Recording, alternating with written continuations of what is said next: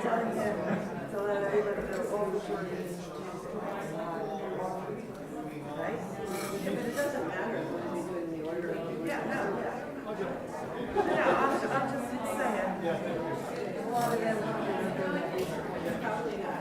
I would have just done the hymn after the offering.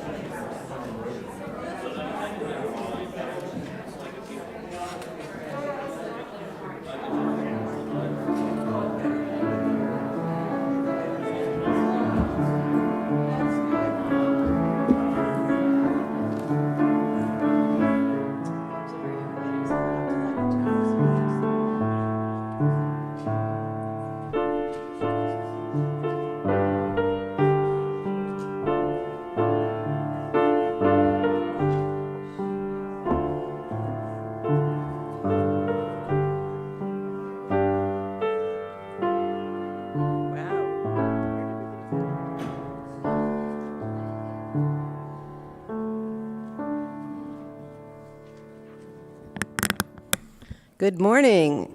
I'm Kathy Cacavalli, your Sunday Service Associate today, and I am welcoming you to the Morristown Unitarian Universalist Fellowship, where we covenant to weave together the fabric of community from the strands of our separate lives. We are an inclusive, welcoming congregation. Whoever you are, wherever you are on life's journey, you are welcome here. And I have a few announcements to share. Lunch Bunch will resume this week following the 11:15 service at Nana's in Florham Park. On Sunday, October 2nd, that's next Sunday, please plan to attend our Odyssey program at 1 p.m., featuring the life of George Hayes. Newcomers, new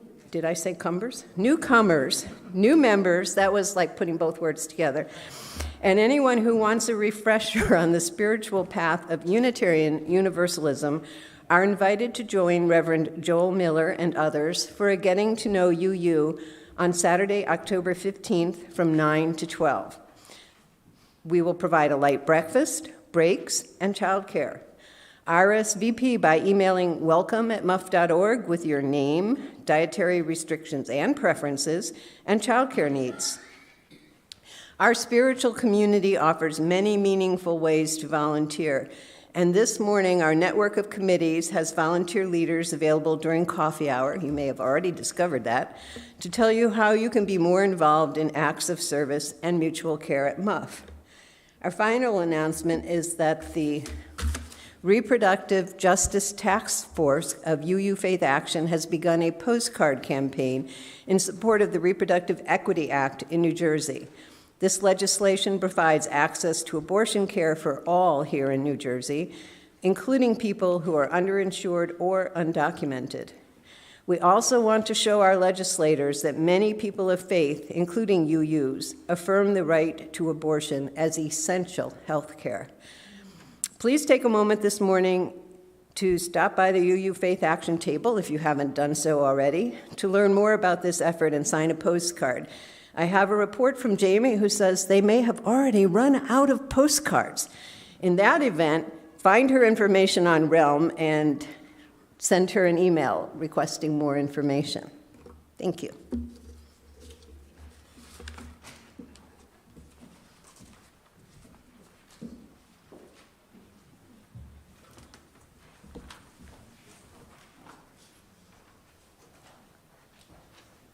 Good morning. I'm Joel Miller. I'm the interim minister here at the Morristown Unitarian Universalist Fellowship.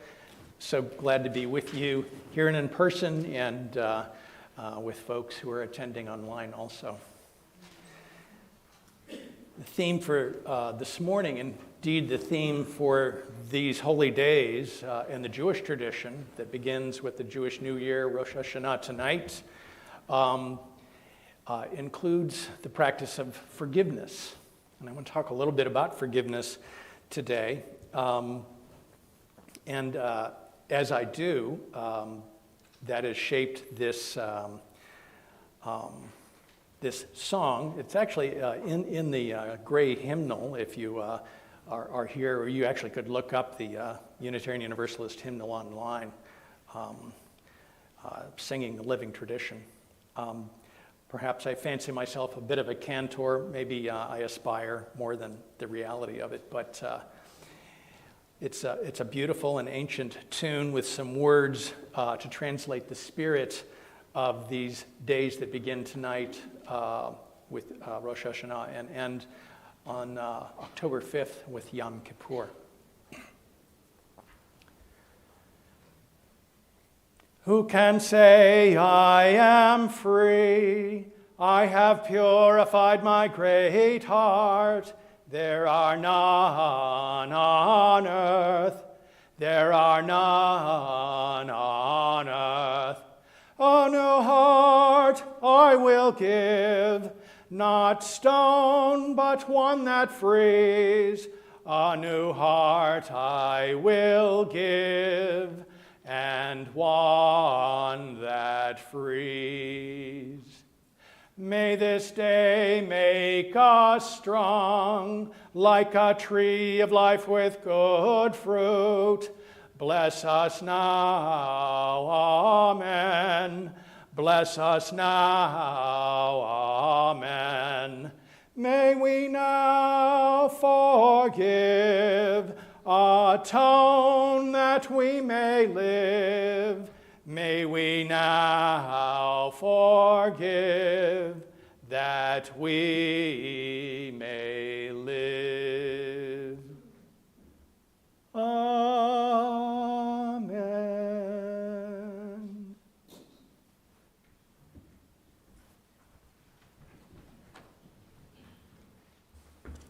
Will you join me in our chalice lighting affirmation as Reverend Joel lights the chalice? Love is the spirit of this fellowship, and service is its law.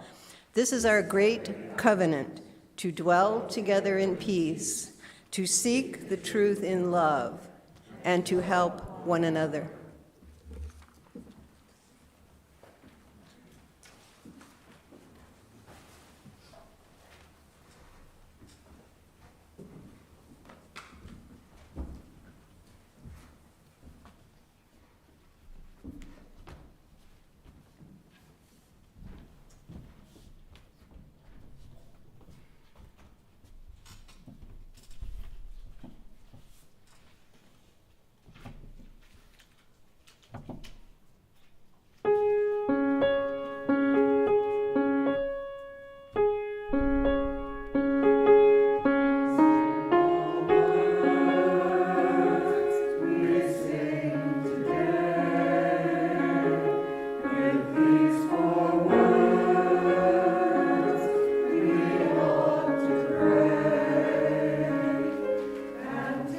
To heart, we say.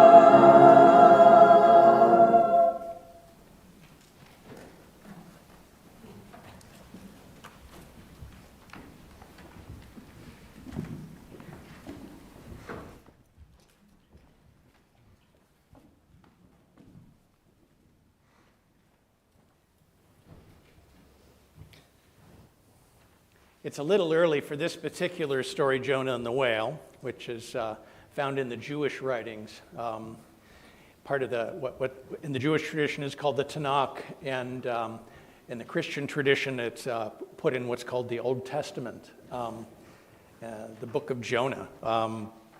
I've always loved this story. Jonah's this guy, he's living in what's probably now Israel. He's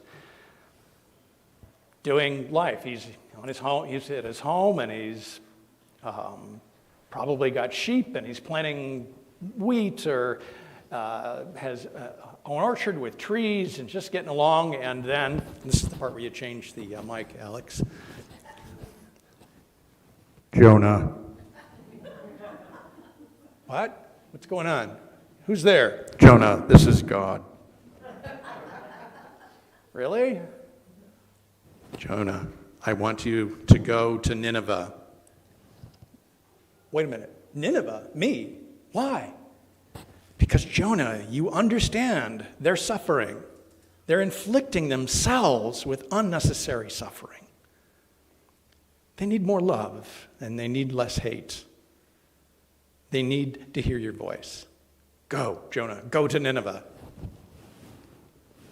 Well, Jonah immediately goes back to his house, and his wife has probably finished kneading the dough, getting it ready for the meal at the end of the day. And this is a long time ago, so that's probably how they broke the tasks down. And he goes, I just heard God tell me I should go to Nineveh. His wife looks at him like, how you feeling? Well, I was feeling fine until just a moment ago. Yeah, that's true. You were just telling me last night, the Nineveh, you're glad you never have to go there. Looks like you need to go. I mean, God tells you to go. Why do you want to go to Nineveh? Why do you have to go to Nineveh? God says I can help them. They need more love and less hate, and I can help them with that. Well, Jonah, what can I tell you? There's a boat that leaves this afternoon. He goes down to the harbor. He's about to get on the boat to Nineveh. Instead, he says, I bet if I get on the boat to Tarshish, nobody will notice I'm not there. You know, why does he get on a boat to Tarshish? The boat to Tarshish sails off for Tarshish, and a storm comes up, a great storm, and Jonah's like, I hate this, and he goes and crawls in the bottom of the boat. The captain and the sailors are freaking out because there's all of this stuff, and the waves are washing over the edge. They start throwing the cargo off because they don't want to drown if the ship sinks. And finally, the captain and a couple of sailors have come down. They find him back down in the hold of the boat as they're getting rid of things to throw off the edge. And they see him, and they say, Jonah, what are you doing down here? And he said, I'm hiding. I was supposed to go to Nineveh. Well, you're on a boat to Tarshish, and we're in trouble. Come up and pray to your gods because we want to survive this thing. And they drag him up to the top of the deck, and he says, this is all my fault. And the captain and the sailors look at him like, it's a storm. And he goes, no, I was supposed to go to Nineveh. You need to throw me over the edge. And the captain and the sailors are like, you're not cargo. We're not going to do... Whoa! They throw him overboard. Sure enough, as soon as he's overboard, they sail off. They're fine. They start picking their cargo up. In the meantime, a big whale comes and swallows Jonah. And he's in the belly of a whale. I was asking the kids at the first service, so what do you think that was like? And they were like, ew. Yeah, pretty nasty. The belly of a whale. He's covered with fish guts and all kinds of slime. It's terrible down there. And finally, after 2 days in Jonah, go to Nineveh. Jonah's like, oh yeah, all right. I'll go to Nineveh, I promise. And it says, this is literally what it says. The whale goes to the edge of the sea, right on the shore, and barfs Jonah out on the shore. Blah! Fish guts and all. Jonah's like, okay. So he goes into Nineveh, stinking of fish guts, looking horrible. He walks into town and he starts doing his prophetic work with the people of Nineveh. And at first they're looking at him like, what are you talking about? What is this more love, less hate thing? And somebody says, no. Did you smell him? Yeah, I could smell him coming from 2 blocks away. Got to be a prophet, right? Yeah, he's a prophet. Oh. So people go and listen to him because he's covered with fish guts, and he has something to say to them about being human, about if you're going to choose to live, why not choose to live for love rather than fear and anger and hate? And they're listening to him, and he pours his heart out to them, and the word gets to the queen of Nineveh. In the book, it's actually a king, but I got to change something, Update it a little bit. The queen of Nineveh comes down and listens to him a little bit. She goes back to the palace, changes her clothes into what they used to call sackcloth, just the raggediest thing she had, puts ashes on her head, and sits in a pile of old ashes, which was a thing you did back then when you realized, okay, I got to really pay attention to this moment. The whole town comes and sits with the queen in sackcloth and ashes. And sitting there with each other, they realize, we didn't have to live like this. We didn't have to live with us hating our neighbors and yelling at each other and recriminations and in fear. That prophet guy, that stinky prophet guy is right. Jonah watches all of this, and he stomps out of the town and up to the top of a mountain, and he says, what? They don't mean it. They don't deserve it. God, you should send fire and brimstone down and burn the whole place up. They don't deserve to live. And God is like, Jonah, those are people. There are children in the town. There's cats, dogs, animals, creatures. Jonah. And there the story ends. With Jonah sulking at the top of the mountain, but the people of Nineveh having had a turn of heart a renewal of how to be in love with one another.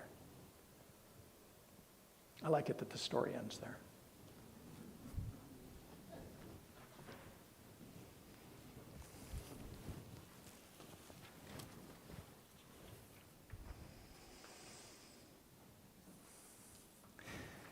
I'm going to invite you to sing with me. This is a round, number 10, 11. It'll be on the screen. If you're like me, you really learned the old-fashioned way. I confess I still really love the sheet music. You probably don't need it. It's Return Again. And Beth and I are going to sing it. She's going to get us a good pitch so we don't get too low or too high.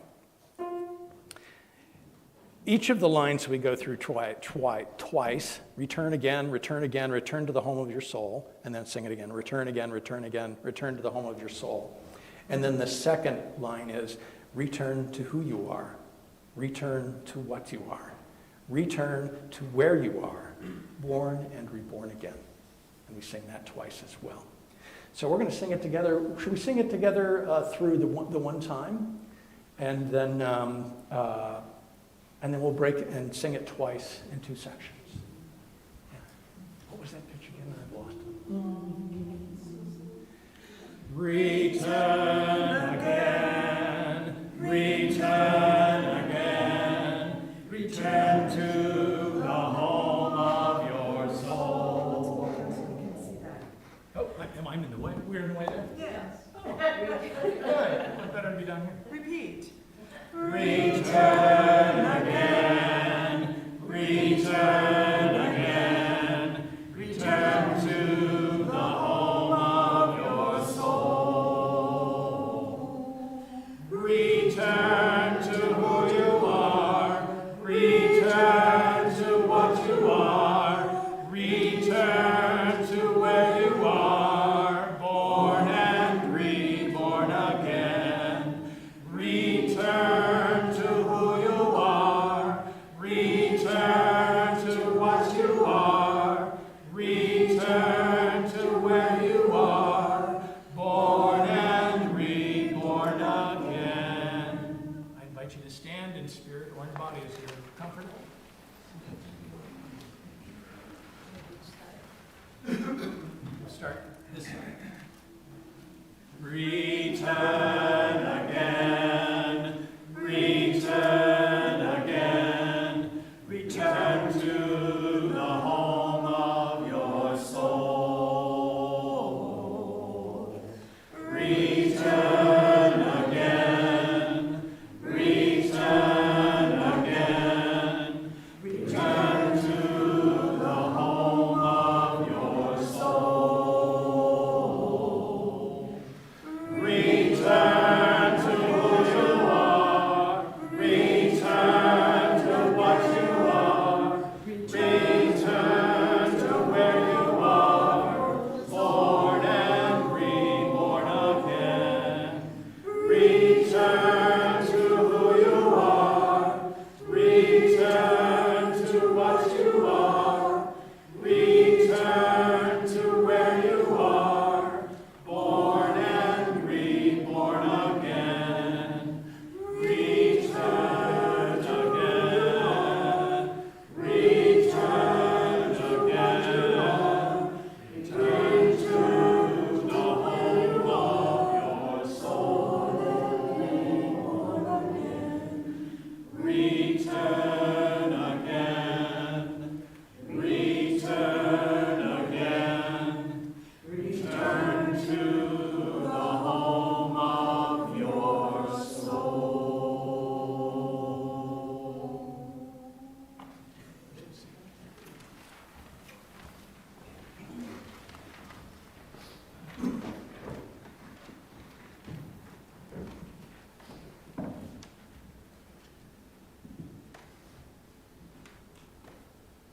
One of the things in the Jewish tradition about having these days of awe, as they are called, between Rosh Hashanah and Yom Kippur, is that they serve as a kind of milestone or a marker in time, a time in which we can come back and reflect upon our lives.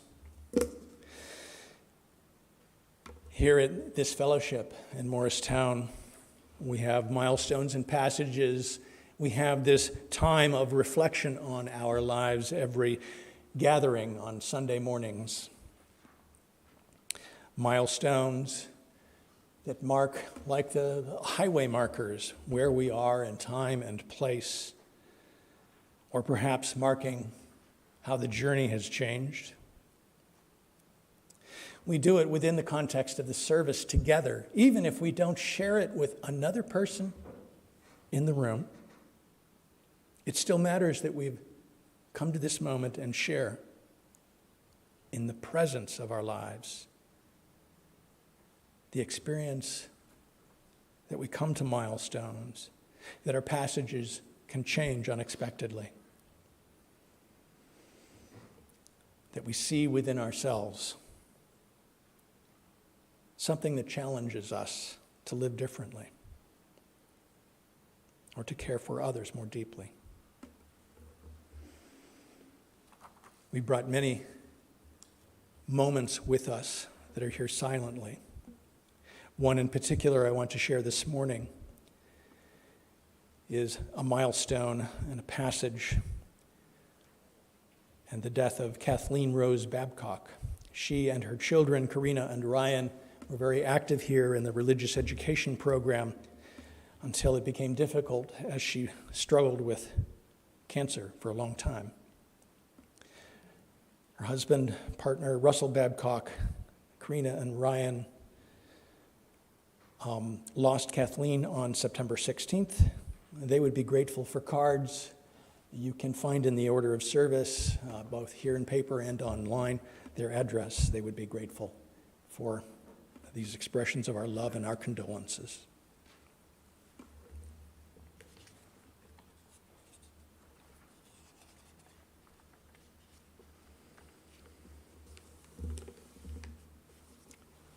Shekinah, spirit of community, a presence that goes by many names in many faiths in this world.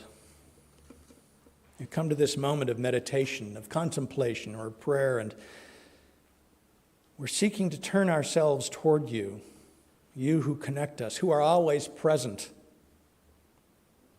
And we seek to turn ourselves away from fear, from vengeance, from apathy.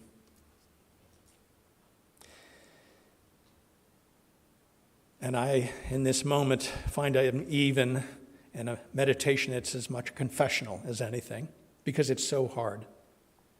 I fear, and it closes the door of my heart to others.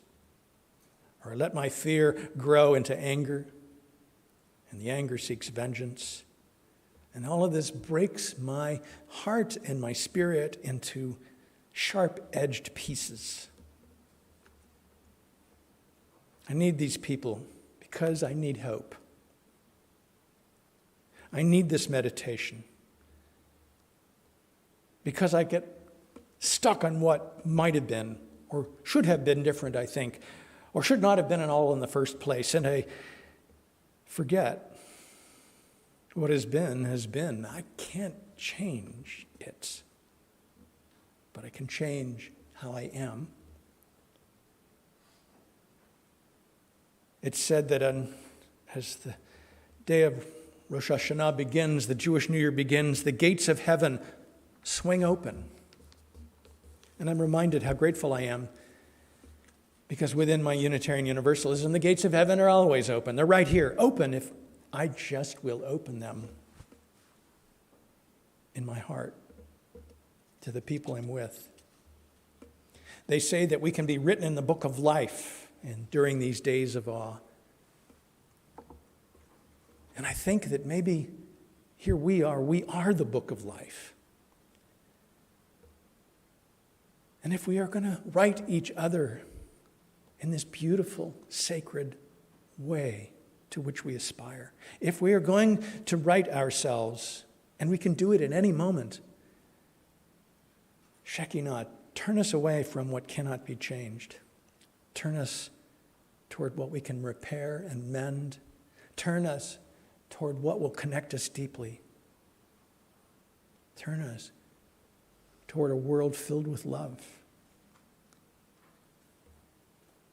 In these moments of silence that follow Shekinah, guide us toward that wisdom that knows the difference between what we can change for love and what we cannot change for any reason at all.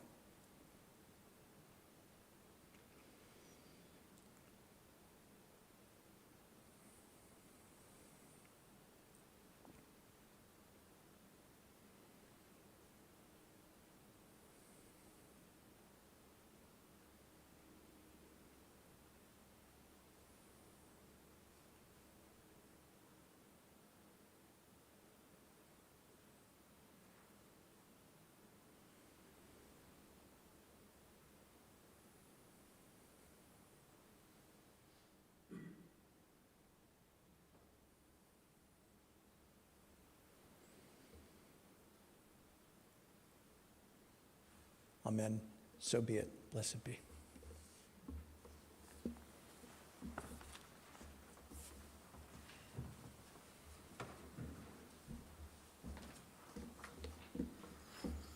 Our reading today is All of Us Love Poorly by Jen Hotmacher.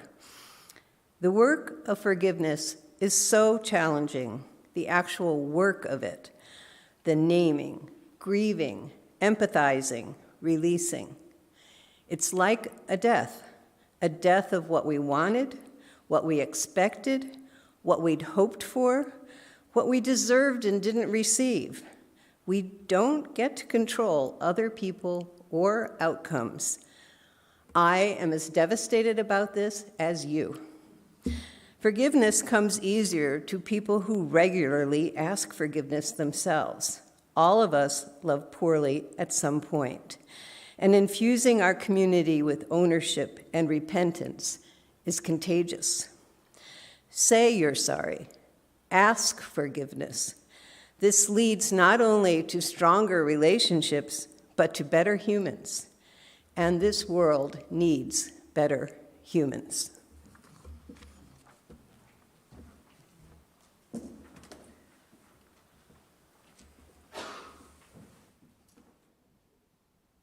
This is a hymn that's with a tune that would be familiar to those of us who have practiced Judaism in our lives. It's number 217. Beth Fust struggled with that program to get this bigger. It's as big as she could make it for the time, and thanks, Alex, for offering to help for the next one. So if you are like me and you want to see the music, it's number 217 in these green hymnals. I invite you to sing, Oh Sing Hallelujah, number 217.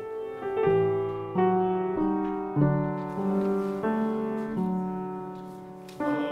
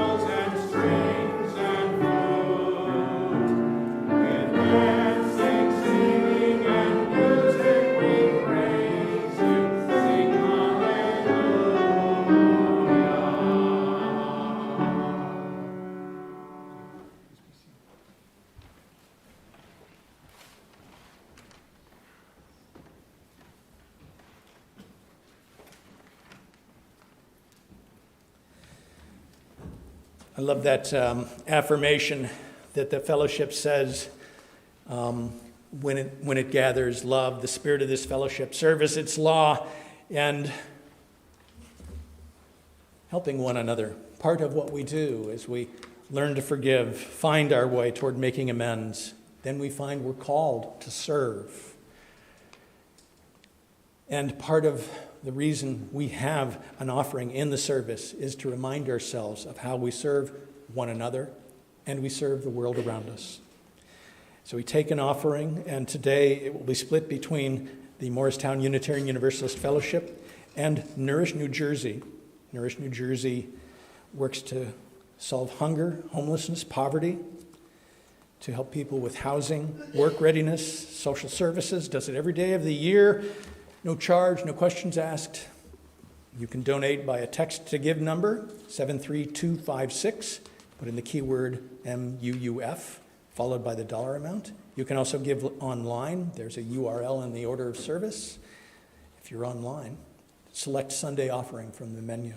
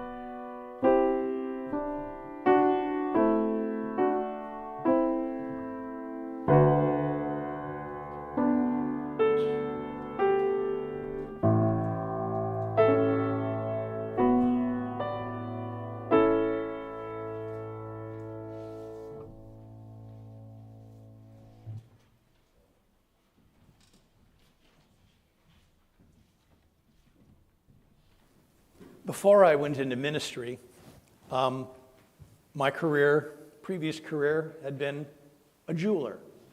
I made jewelry, I sold jewelry. It was a family business. I'd grown up in it, and after college, I went into the business with my dad. It was a great business.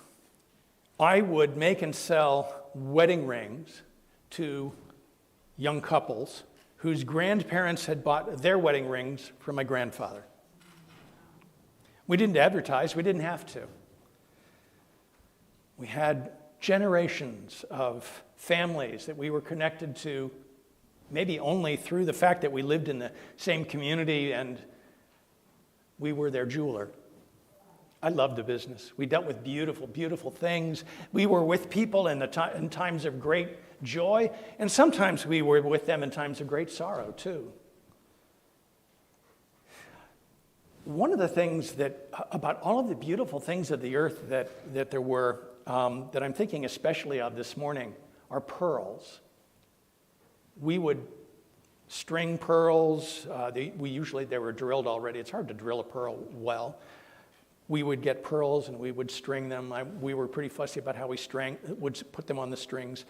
And the thing about pearls is that the mollusk, the oyster that they come from, creates them out of what is initially an irritant, a foreign body that's not supposed to be there. A mollusk has something within it and says it doesn't have any appendages to pull it out. So it begins to cover it with the same material it uses to coat the inside of the shell. Nacre, it's called. But the irritant doesn't go away. It's a little less sharp-edged, but so the mollusk, the oyster, continues to coat, and over years will begin to coat, and if things turn out just right, it'll be a beautiful sphere. And this layers and layers of shell, of the inside of a shell of a mollusk, when you take them out of the mollusk, the gift of the pearl comes from the mollusk. It has a deep, beautiful glow. It has colors that play on the surface. Pearls are meant to be worn when they're against the skin. There's actually an interaction just between the human oils of skin and pearl, and they get a deeper, more beautiful glow. They don't do so well in makeup, but I always loved selling pearls. I loved making pearls. Something beautiful from the earth.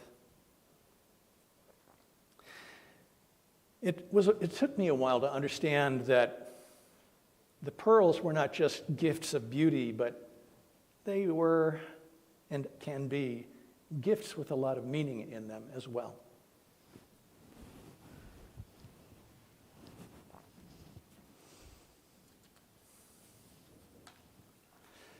So Rosh Hashanah begins tonight. We have a service at 6 for those who would like to be at a service that is Unitarian Universalist, but closely tracks the way in which Rosh Hashanah looks in Judaism. These days that begin tonight and follow through to Yom Kippur invite a process of self-evaluation. How have we hurt others in this year past? How are we accountable for how we have chosen to live? How can we then understand that we can have a change of heart, that we can turn ourselves toward a different way of living? And then in understanding how things can be changed and how we are accountable, we can ask for forgiveness. And it's said that when we begin this process on the Jewish New Year, Rosh Hashanah, that the gates of heaven open up. The ram's horn sounds, the gates open, the book of life is there, and we can write ourselves into it with a new life, a different life. We can make amends with the people we love and the community around us. 9 days later is Yom Kippur. The gates of heaven are drawn to a close, and the opportunity to be written into the book of life concludes until the next days of awe a year later. I remember the first time I encountered this practice, a dear friend who, Jewish background, Jewish family, and celebrated Yom Kippur, and I thought, man, this must be a really hard day for you, and he explained to me, no, it's a wonderful day. It's a hopeful one, because there's a way to fix things that I've done in the past, to repair the wrongs, the hurts. And then we get to look to a new year with a sense of the world becoming a better place. Or at the very least, our own selves, we're going to be better people in it. Well, that fit with the Unitarian Universalism I grew up with.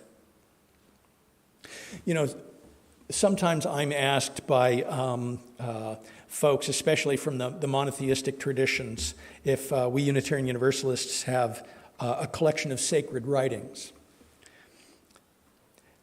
And my answer to that is that we are the book of life. We are the sacred writings, the sacred text. The book of life is always open, as I understand Unitarian Universalism. And we always have an opportunity to rewrite the story of our own lives and our lives together. Easy for me to stand up here and play with that metaphor. But as we live in the world, we're fragile, we're vulnerable. We do things we don't want to do. We do things we wanted to do and realize it wasn't a good thing to do. It's also easy to hurt one another. We come into community like this, we're thinking, let's create community. Let's have it be a place of love, of joy, of ease. And it doesn't always work out that way. Community is not always sweetness and light. But the opportunity in those difficult moments is that there's a way to make amends or to atone, to recreate what can happen in the future. And again, not something that's easy. I remember when my first child was born and I got to be the at-home dad. My partner then was working, had a career, and I knew how lucky and privileged I was even then. I get to be home with our beautiful baby. And as he was growing and getting older, I remember being part of a play group, and I watched other parents who had older children, and how were they caring for their children, raising them, helping them to become good people. And I remember watching one parent once intervene in a moment between two kids. There was shrieking and anger, two children crying over a toy, and one parent saying to their child, "You shouldn't have done that. Now you say you're sorry."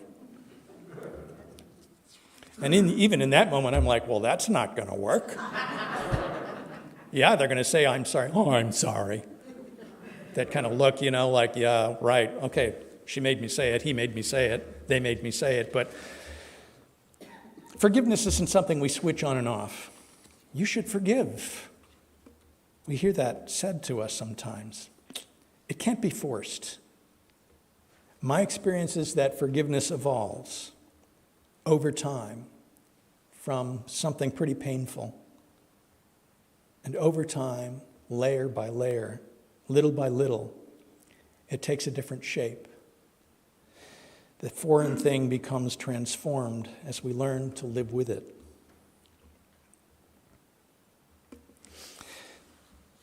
The layers take this irritant and turn it into a possibility.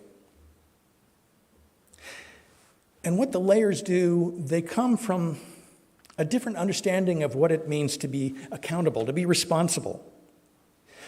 A friend of mine who I grew up with in church said to me once, he's a great guy, very much an atheist, very much believes in the web of relationships. They mean a great deal to him.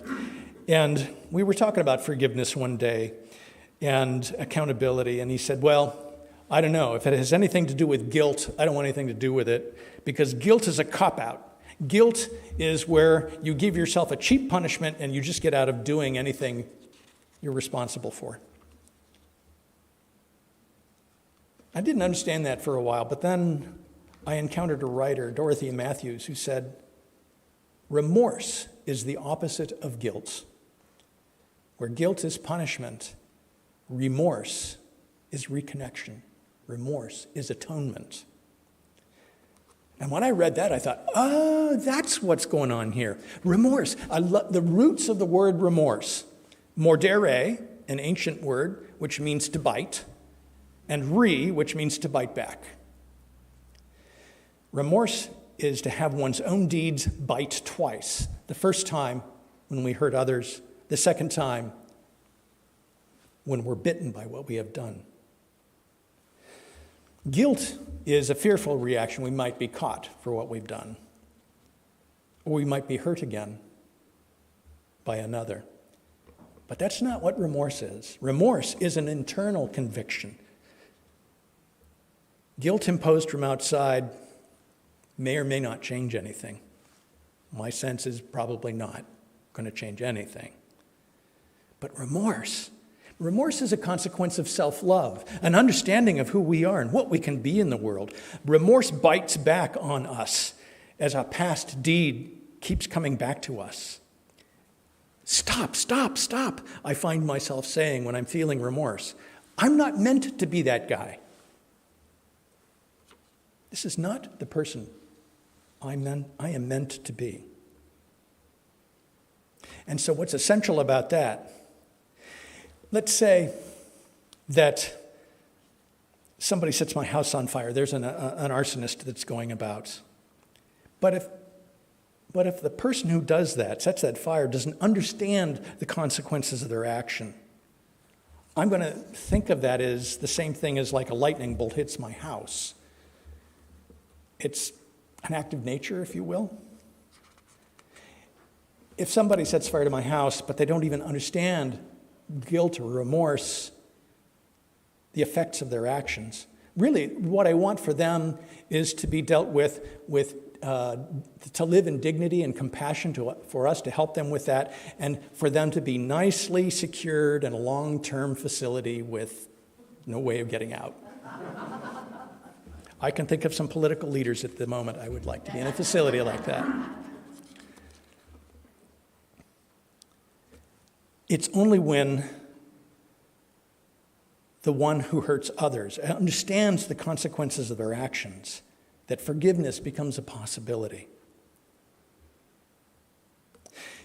And when one who can understand refuses to engage with remorse, that's when almost all of the religions of the world almost get angry and condemn this particular human behavior.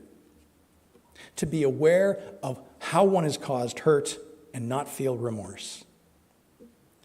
But what that does to a soul, what that does to a soul. The philosopher Hannah Arendt had grown up Jewish in Germany, fled Germany as the Nazis took power. And after the war, after the Nazis had murdered so many Jewish people, as well as gypsies and gay and lesbian and queer folks, but so many Jews. She went to Israel. She wanted to attend the trial of a Nazi bureaucrat named Adolf Eichmann. Eichmann had killed many, many people in the death camps he helped manage. And she was struck as she looked at this man. She was struck, he seemed so very ordinary. She expected some sort of demon or monster, some evil. He was, she wrote, banal. The face of evil didn't look like Darth Vader. It was the face of an empty, pathetic man with a very small soul. And the second thing that struck her was he had no remorse for anything he'd done, even though he clearly understood what he had done and knew it was wrong. He had followed his orders. So I think about that man when I find myself ranting, when I find myself enraged. There's some rich guys out there who are funding bad things, want to destroy this democracy we have in this country, and I'm not proud of this. Sometimes I just wish they were dead and that they would die in a really painful way. And I don't like that. That's not who I'm meant to be. If I learned anything growing up Unitarian Universalist is that I can be better than that. More love, less hate. That's who I'm meant to be.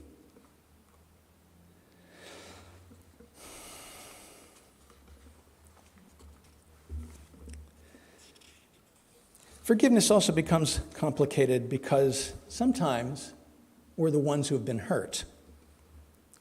Then, why should we forgive? I find myself thinking, I didn't do the wrong, I was hurt. The mystics call us again to first find a peace and a forgiveness within our own selves. There may be questions. Why was I hurt? How could I have been wiser? Why am I vulnerable? Why was I trusting? Should I have seen it coming? What could I have changed? What couldn't I have changed? And then, ultimately, even when we are the ones who've been hurt, to find our own forgiveness of ourselves. Because it's remorse again, bitten back. We experienced hurt, and that same hurt bites us again and again. The discovery of something foreign in our own selves, something we don't want, but an irritant that we cannot remove. And we find ourselves, I find myself anyway, saying the same thing as if I had done the deed, even when I'm the one who suffered. No, this is not who I am meant to be.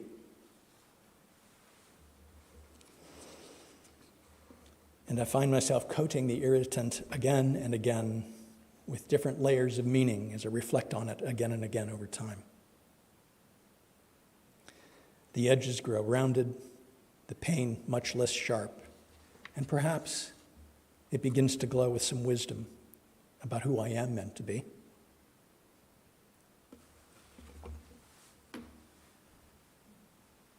Oh, it's been a long time now since I was a jeweler. People would walk into the jewelry store. My dad had this amazing memory for names. One woman walked into our jewelry shop. She hadn't been in it in 20 years, and my dad remembered her name and said, "Oh, Mrs. Brooks, I'm so happy to see you." She just stopped, and she looked, and I knew it had been 20 years because she said, "I haven't been in here in 20 years, you remember my name." I didn't inherit that gene. I still go down the membership list trying to get all your names right. I have to rehearse them. So one day, I'll call him Mr. Smith. Mr. Smith came in. I don't think I ever knew his first name.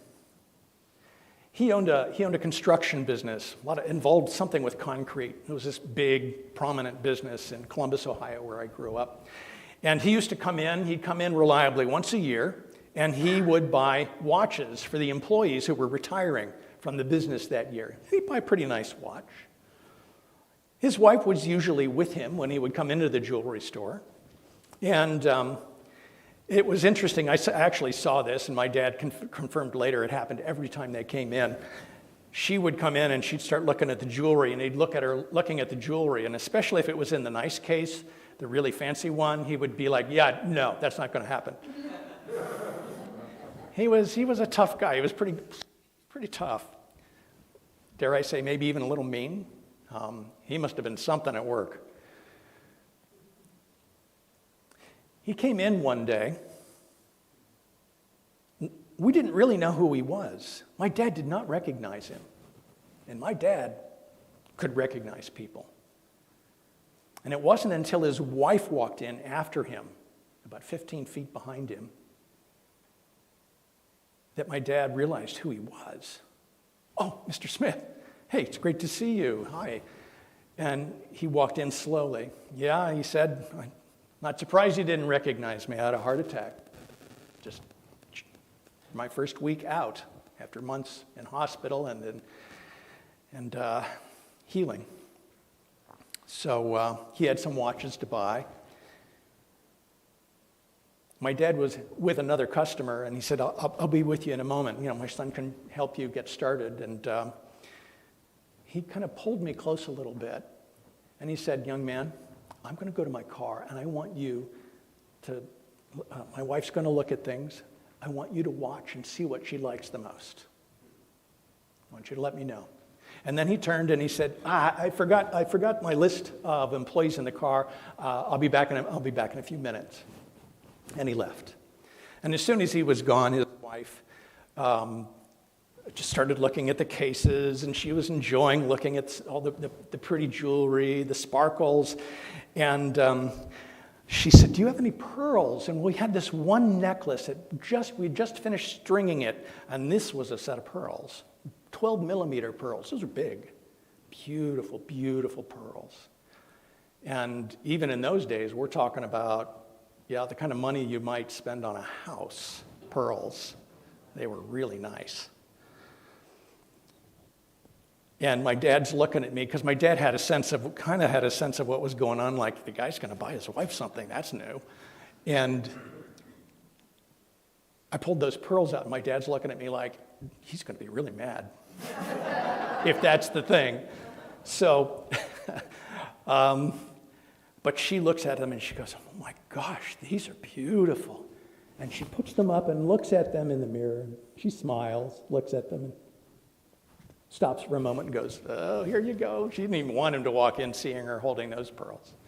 She said, those are really beautiful. Thank you for showing those to me.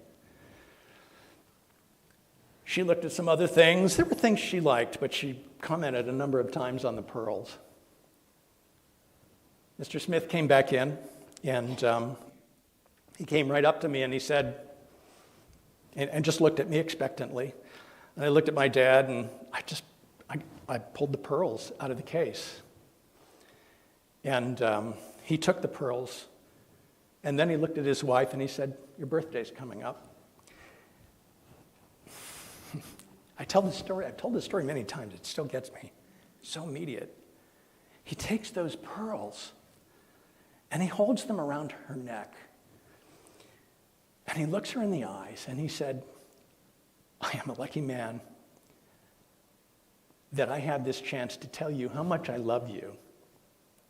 I should have been telling you that a lot longer than I have. And I want you to have these. Happy birthday.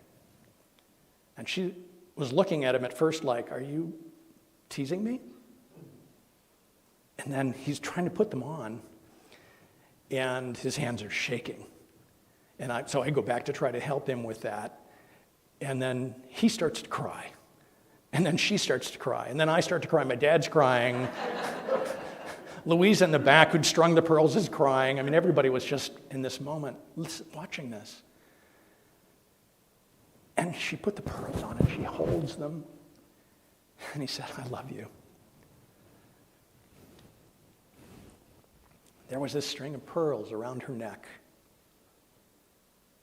Inside each one, irritants, things that probably shouldn't have been. But even for this man who had the opportunity to look back and change everything, he took the moment, and it just seemed that pearls were this great opportunity to shift everything about the meaning of who he was, who they were, how to be in the world. I've never forgotten that moment.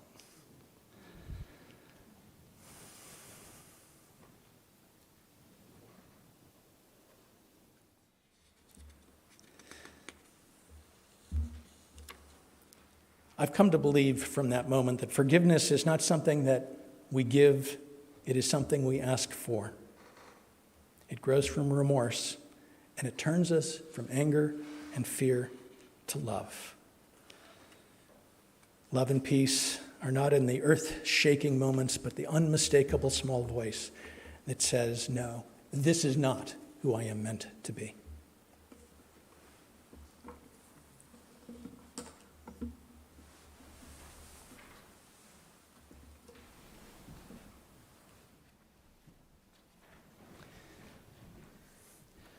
A minister who I adore and respect died recently, Rob Eller Isaacs.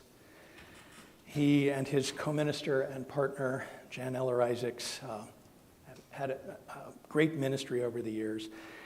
And they wrote this litany of atonement, of reconnection.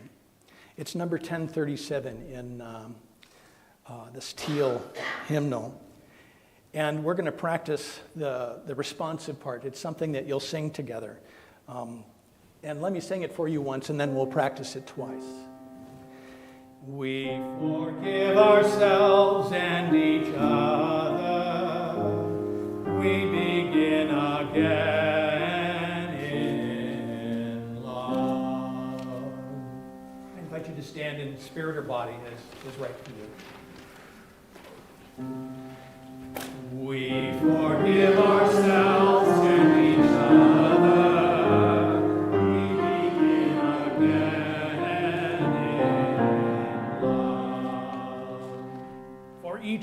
time that our fears have made us rigid and inaccessible? Forgive ourselves and each other. We begin again in love. For each time we have struck out in anger without just cause, we forgive ourselves and each other. We begin again in love. For each time that our greed has blinded us to the needs of others, we forgive ourselves and each other. We begin again in love. For the selfishness that sets us apart and alone, we forgive ourselves and each other. We begin again in love. For losing sight of our unity, we forgive ourselves and each other. We begin again in love. For those and for so many acts, both evident and subtle, which have fueled the illusion of separateness, we forgive ourselves and each other. We begin again in love. Please be seated.